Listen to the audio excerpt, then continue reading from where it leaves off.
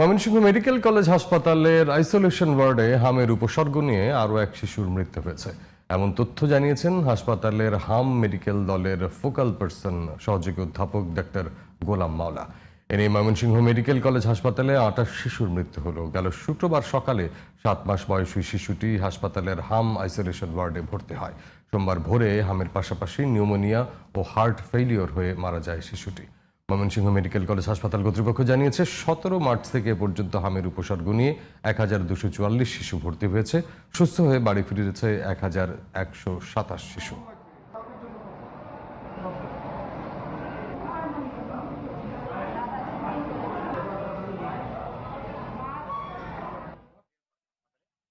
দর্শক, হামের প্রাদুর্ভাবের আরও তথ্য নিয়ে ময়মনসিংহ মেডিকেল কলেজ প্রাঙ্গণ থেকে যুক্ত হচ্ছেন সহকর্মী কাজী মোহাম্মদ মোস্তফা। মোস্তফা, ময়মনসিংহে হামে নতুন করে কতজন আক্রান্ত হয়েছে, টিকাদান সহ সার্বিক পরিস্থিতি জানাবেন। যেমনটি দেখছিলেন, আমি এই মুহূর্তে ময়মনসিংহ মেডিকেল কলেজ হাসপাতালের সামনে অবস্থান করছি।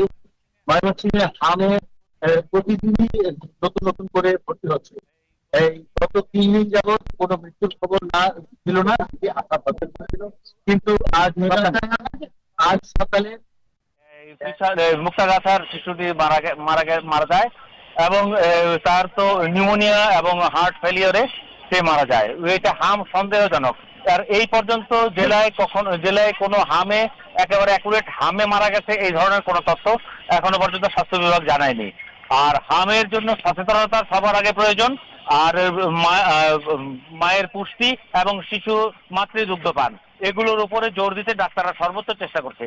আর ডাক্তাররা ময়মনসিংহ মেডিকেল কলেজ হাসপাতালে ময়মনসিংহ এর 4 জেলা এবং আশেপাশের জেলাগুলো কিশোরগঞ্জ, টাঙ্গাইল, এমনকি রংপুর, লালমনিরহাটের, গাজীপুর এর জেলা থেকেও রোগীরা ময়মনসিংহ মেডিকেল কলেজে চিকিৎসা নিচ্ছে। আর টিকার কথা যদি বলতে হয় তাহলে ময়মনসিংহে এখন পর্যন্ত প্রায় 100% অর্থাৎ 99% ওপরে টিকাদান সম্পন্ন হয়েছে। এটি একটি পজিটিভ দিক এবং সচেতনতা এবং যত প্রচারের কারণেই এটি মানে সফল হয়েছে বলে অনেকেই মনে করছেন। আর উদ্বিগ্ন হওয়ার যে কারণটি সেটি হলো এত বেশি ভর্তি।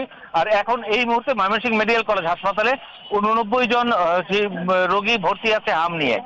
এই ছিল আমার কাছে সর্বশেষ। রাকিব, মোস্তফা, আপনাকে ধন্যবাদ।